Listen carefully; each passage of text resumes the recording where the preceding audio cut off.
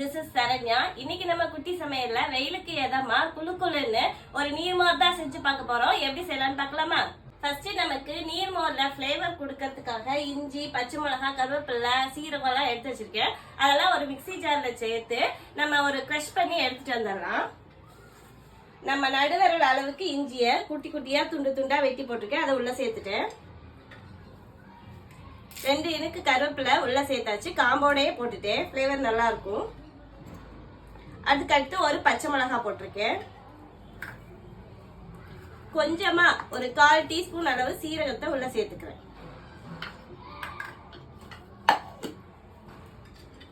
இதை ஒரு க்ரஷ் பண்ணி எடுத்துட்டு வந்துடுறேன்.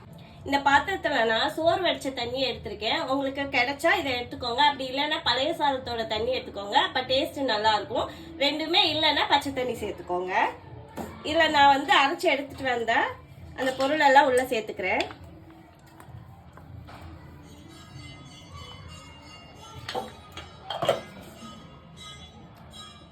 அதுக்கப்புறமா அந்த தயிரை உள்ள சேர்த்துக்கிறேன்.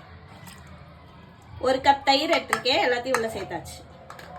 இது கூட இப்ப ஒரு காஃபி ஸ்பூன் அளவுக்கு பெருங்காயம் எடுத்து வச்சிருக்கேன். அதையும் உள்ள சேர்த்துக்கிட்டேன். இதுல 1 டேபிள் ஸ்பூன் உப்பு வச்சிருக்கேன். அதையும் உள்ள சேர்த்துட்டேன். இது எல்லாத்தையும் சேர்த்து ஒன்னா கலக்கிக்கலாம்.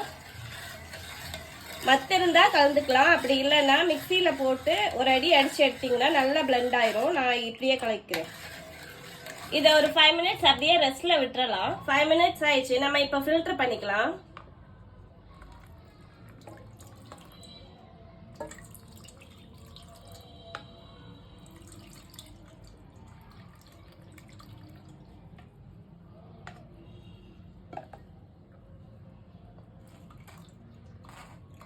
ஒரு கரண்டி வச்சு கிளறி விட்டீங்கன்னா அது இடையில இடையில இருக்கிறதெல்லாம் உள்ள போயிடும்.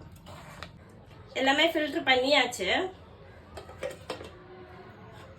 இது கூட கொஞ்சமா கொத்தமல்லி தூவிக்கலாம். எப்படி இருக்குன்னு குடிச்சு பார்த்துடலாமா?